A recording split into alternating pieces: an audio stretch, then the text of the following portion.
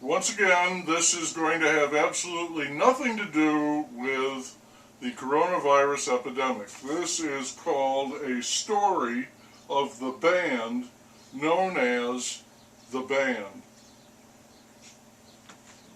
Somehow, because of an inexplicable interest in Bob Dylan, I learned that Robbie Robertson had written a book about his life called Testimony. It is about his life. You could file it under autobiography, but it is also a book, and quite a tender and intimate one, about a band of 5 men.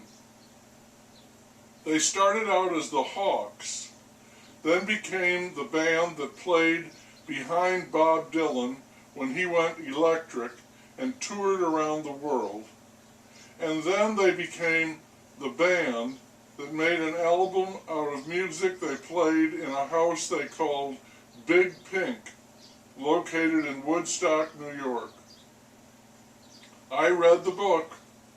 It's massive, nearly 500 pages, and though Robertson claims to have a superb memory, I believe it must have been written from a journal he kept, because every scene in it is particularly detailed, down to bits of clothing, food, or offhand remarks, and the past tends to blur, to bump together, especially when it was soaked in drugs, as this one was. I loved the book, and I loved Robbie Robertson. He's Canadian, part Mohawk Indian, part Toronto mob Jew, and he was told he had no chance to escape the reservation, but he did when he was 15, mostly bluffing his way into playing for Ronnie Hawkins in clubs where he was legally underage. What follows is what he calls the chemistry of success and failure in the rock and roll world. Things don't just happen, he says. No, it depends on who comes along. And in this book, sooner or later, just about everybody comes along. He notes that in his case, he met some real doozies. Robertson greatly and inexhaustively loved 2 things. One was music in all of its forms, especially the odd, offbeat ones. The less known some music was, he wrote, the more appealing it was to us. I hope that we were not making music that hollered out too severely against commercialism.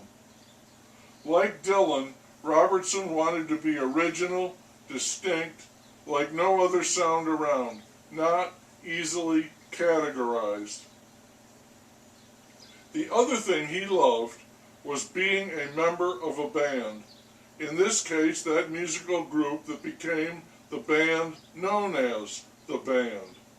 Robertson was always the perfect teammate, generous, giving, and forgiving, and taking on his mates as brothers, family, seeing in them strengths which he amplified by his faith in them, as individuals and as a group. They called him the Duke for his fancy dressing. The book begins with them playing pure howling rock and roll with Hawkins, then backing up Dylan and getting booed all over the planet for altering Dylan's precious folk sound, and finally making it big with their own music, culminating in one huge production, their final appearance with friends captured on film as The Last Waltz. Preparing for that was an overwhelming task, but Robertson could not be daunted. He had the same resolve that served him so well when he was young, and everyone said that he could not succeed. He wrote, "In that moment I was incapable of listening to words of failure. My obligation was to turn my back to adversity and negativity. Maybe it was blind faith and a certain amount of denial on my part, but I had to be a stone believer. So much of this whole odyssey was my doing. By odyssey, he means the path to the complicated production of The Last Waltz, but the entire book and his life was that odyssey as well. Caring so much for each other and caring for the music too, that gives you so much force, so much to live for. Toss in Bob Dylan, girls, and drugs, and it makes your head spin. These guys lived a fantasy.